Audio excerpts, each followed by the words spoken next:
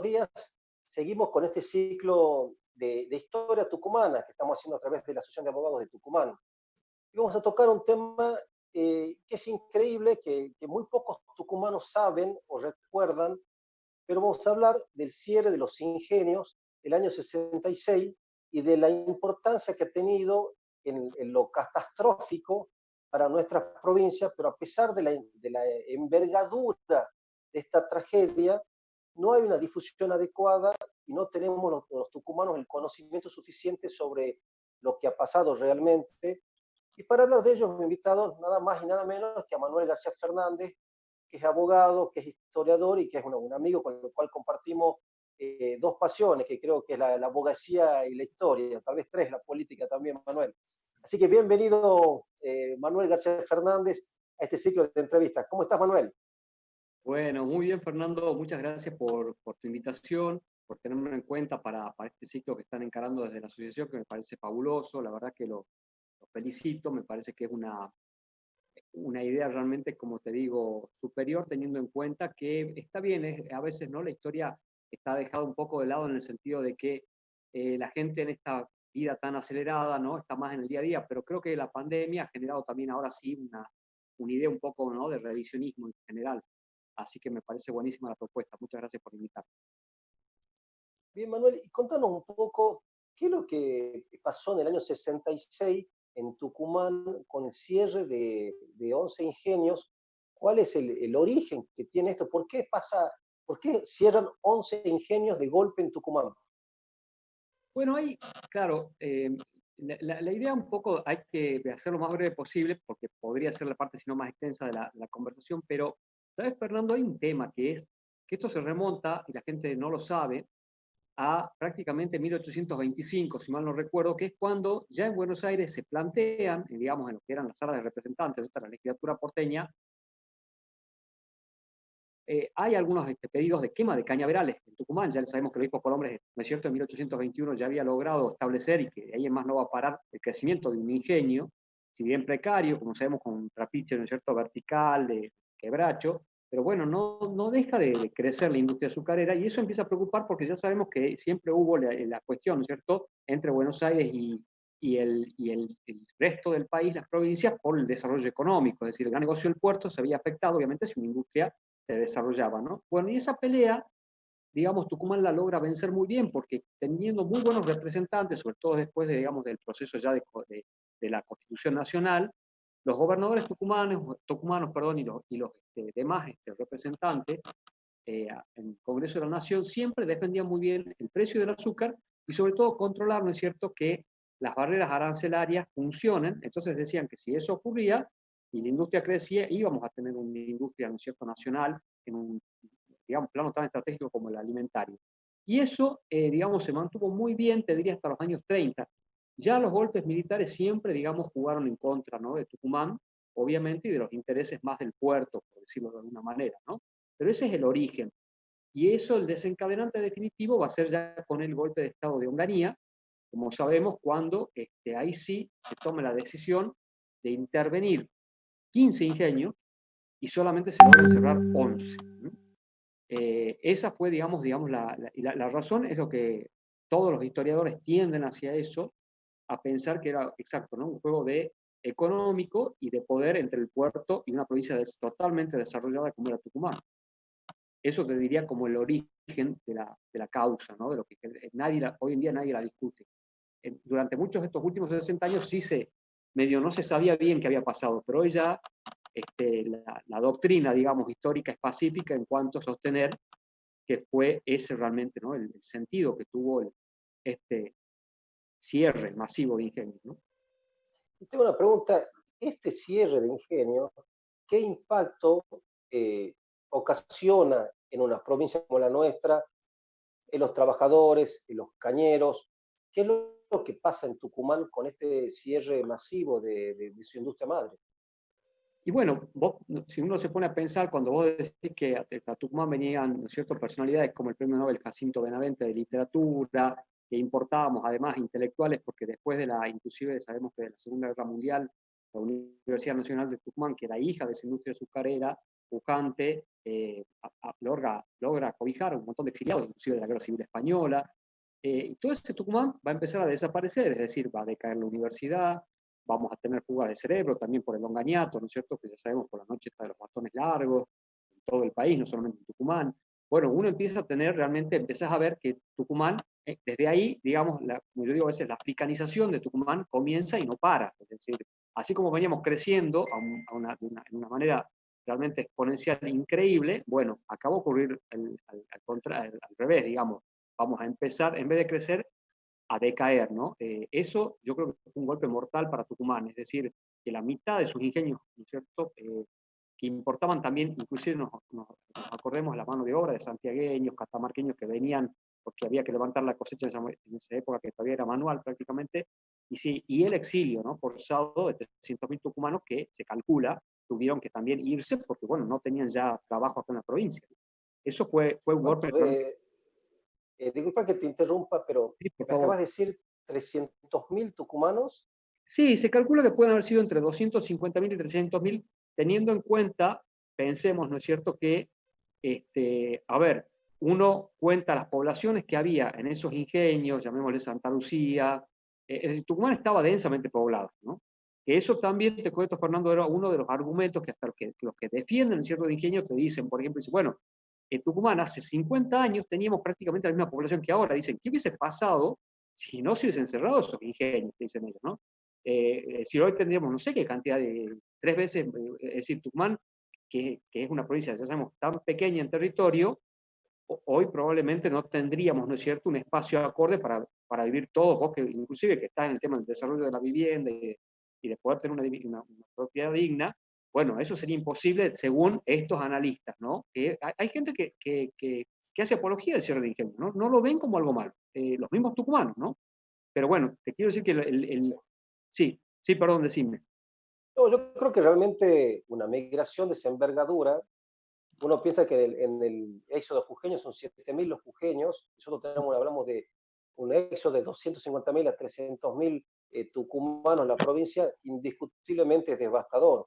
Y a ver, hacer un análisis de futurología de lo que hubiera pasado, obviamente que es muy difícil saberlo, pero indiscutiblemente estaríamos hoy en una población similar a la provincia de Córdoba y seguramente como es Tucumán, teníamos una provincia de otro peso, que hemos hecho mucho hincapié en algo que se toca muy poco, que son los personajes de que aportó Tucumán históricamente a la Argentina a nivel intelectual. Así que bueno, evidentemente ha sido una tragedia realmente en todos los aspectos. Sí, y sabes que lo que también te voy a contar, que cuando dicen eso, yo te cuento que es lo que contestamos, los que siempre lo vemos como algo negativo. Perdón, quiero decir, sí, claro, vemos el tema del cierre como algo que realmente ha sido en contra de Tucumán. Y es que vos fíjate que no es que no había un plan, sí se sabía que, digamos, que en algún momento no íbamos a poder estar todos cómodos en la provincia y sobre todo desde lo económico. Y, por ejemplo, el ingenio San Pablo, de la familia Nugués, ya se había extendido, o sea, ya habían comprado creo que más de 100.000 hectáreas en la zona del Chaco para generar otro ingenio azucarero. Es decir, y mandaban gente de Tucumán a trabajar ahí, ¿no es cierto? Estábamos exportando ya mano de obra calificada a otras provincias que no tenían tan desarrollada la industria como nosotros y que obviamente eran zonas aptas para el cultivo de caña. Y mi familia, mi padre, por ejemplo, que ya estaba interviniendo en esa época en el manejo del ingenio, me contaba que él quería comprar también más o menos la misma cantidad en Santiago del Estero para poder empezar a mandar gente, digamos, que no tenía ya trabajo y que iba a ser un problema, ¿no? No poderles dar un puesto de trabajo dentro del ingenio. O sea, no es que no se pensaba, eso también siempre se ha dicho, como que eran unos desprolijos, unos dilapidadores, que como que todos los industriales en general no tenían ningún plan, y no porque habían heredado mucho el concepto del centro azucarero tucumano, de personajes como don Alfredo Guzmán o Ernesto Padilla, que eran hombres que siempre estaban pensando en la generación del centenario de la universidad, en cómo se avanzaba, y teníamos un nivel de profesionales. Voy a dar un ejemplo, por ejemplo, arquitectos como Gino Calcaprina, que era un hombre reconocido a nivel mundial, bueno, viene a Tucumán y es el que, tengo entendido, hace, que nos parece hoy futurista, la sede donde está EDET, ¿no es cierto? Ahí en la zona cercana al parque. Bueno, ese edificio lo diseña él con una mentalidad impensable para la época. O sea, era gente realmente, y así la cantidad también de gente que viene y de todo el mundo.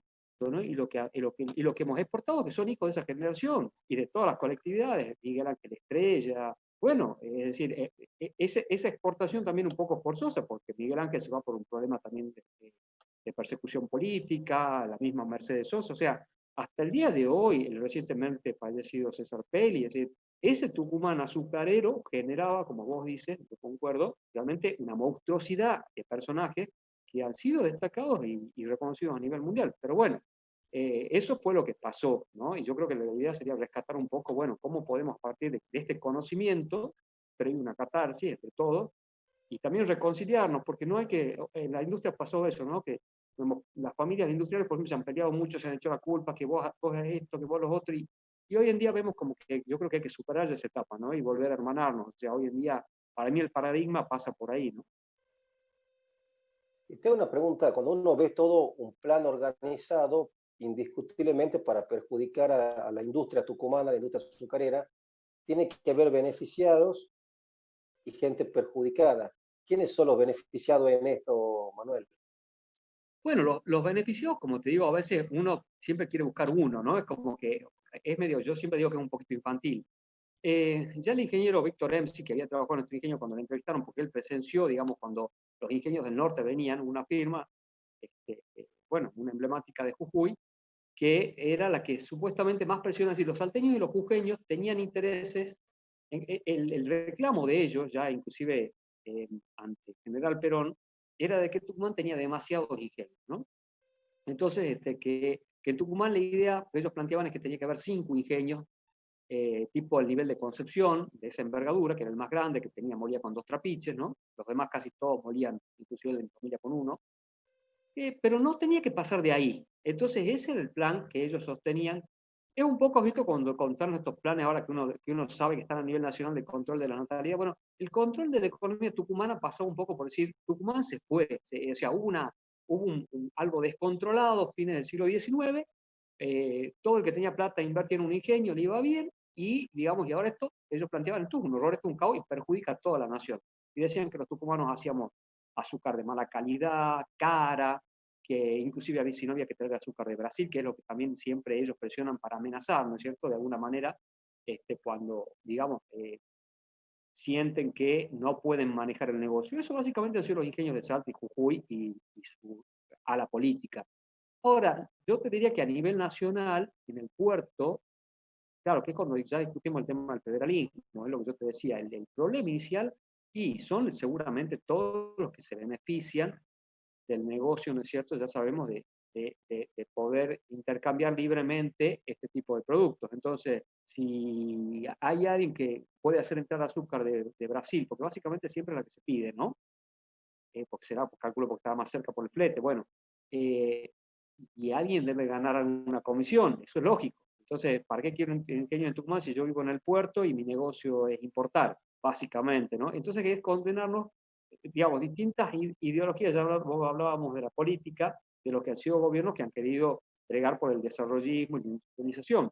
Y justamente ellos te dicen, no, lo que pasa es que la Argentina da para, digamos, soja, ese tipo de productos, ¿no es cierto? No, que no se le ponga ningún tipo de agregado y es lo que el mundo quiere. Y también, fíjate que, para cerrar esta pregunta, en la División Internacional del Trabajo te dicen, bueno, mira, los japoneses tenemos el 5% cultivable de todo nuestro territorio. Si ustedes van a hacer relojes o acero como podemos hacer nosotros, y es injusto. Entonces, esa es la tendencia que desde lo internacional se justifica de siempre condenarnos a ser un país agropastoril, ¿no? Básicamente. Pero, bueno, y los perdedores, los que ya habíamos hablado, en realidad fue la gente, Fernando, que se tuvo que exiliar o que pudo dejar de venir a trabajar, como los santiagueños que hacían un muy buen negocio, se venían, se trasladaban toda la familia, y yo hablo con santiagueños, con Santiago, me decían, nosotros nos volvimos a Santiago del Estero, me dice, doctor, con los bolsillos llenos, y teníamos nuestras 20, 30 hectáreas, nuestro campito, criábamos nuestras cabras, nuestros animales, y la plata de la zafra, ganada en Tucumán, era para comprar la hierba, las cosas que nosotros no podíamos producir, el tabaco, los cigarrillos.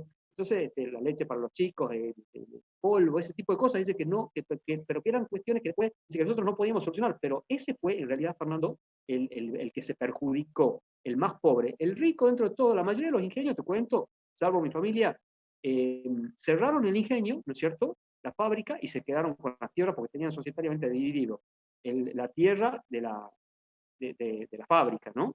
Entonces fue así, o sea, el más perjudicado fue el pueblo justamente que tenía el obrero, sobre todo el estable, que su único capital era esa fuente de trabajo.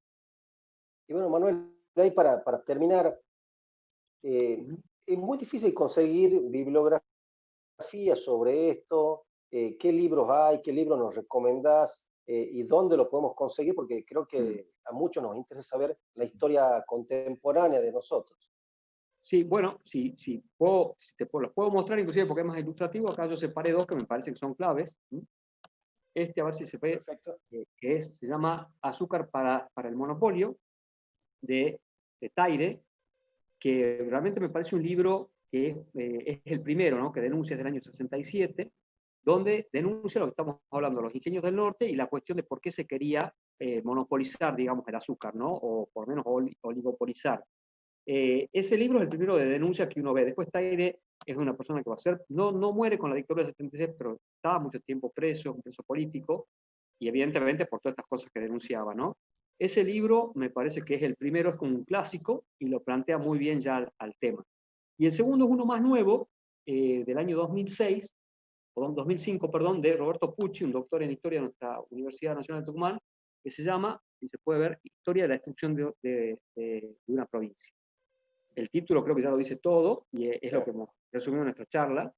Es un libro, creo que está editado reeditado, perdón, una sola vez, y si bien trata el tema de solamente, el caso testigo es la CAT de los Nadra se habían hecho hace muy poco tiempo, habían invertido y comprado, adquirido, muy meritorio, ¿no? Gente muy honorable, como otras familias de Tucumán que son muy conocidas de origen sirio-libanés como los Mejail, que eran consignatarios de azúcares, habían logrado llegar ya a un nivel de capacidad de adquirir ingenios azucareros, invierten en eso como política familiar, y los Nadra, claro, justamente iban a contra de lo que se quería, es decir, logran comprar 6 ingenios de golpe, que era lo que tenían los Torkins de la CAT, y este grupo empieza a operar justamente, le inventan, ¿no? El famoso afer del azúcar, decían que vendían azúcar en negro y qué sé yo, y les extienden una cama, en la época justamente del Ongañato, y los desapoderan sus ingenios. Ellos ganan el pleito en 1989 en la corte y hasta el día de hoy no pueden cobrar. Emil Nadra se murió, realmente es una injusticia espantosa,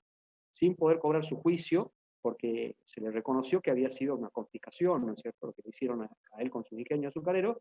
Y bueno, y este libro, a partir de ese caso, del de la CAT de los Nadra, cuenta todo lo que fue el cierre de ingenios. Por eso me parece que es un libro que hasta Dios quiera que se lo pueda tener como un libro, ¿no? Yo creo hoy en día que se va a enseñar oficialmente Historia de Tucumán como un libro cabecera, de base, obligatorio, porque pinta perfectamente en unas 400 páginas lo que fue la destrucción de nuestra provincia en ese sentido, ¿no?